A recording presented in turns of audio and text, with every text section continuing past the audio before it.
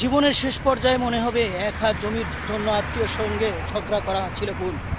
মিথ্যে ঘর বাঁধার স্বপ্ন দেখিয়ে তার সাথে প্রেমের অভিনয় করাটা ছিল ভুল।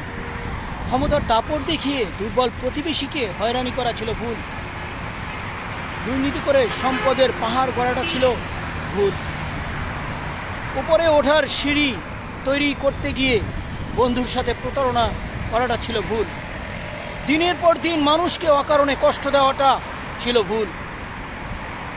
জীবনের শেষ পর্যায়ে এসেও মনে হবে কিছু কিছু বিষয়ে ছাড় দিলে জীবনটা আজ অন্যরকম হতে পারত।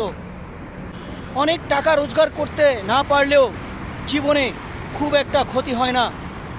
টাকা দিয়ে সুখ কেনা যায়, সে মনে হবে মানুষের দোয়া আর আশীর্বাদই সবচেয়ে মূল্যবান সম্পদ, যেটা আমি অর্জন করতে পারিনি। লোকের শ্রদ্ধা ও ভালোবাসা না পাওয়াটাই হবে জীবনের সবচেয়ে বড় আফসোস।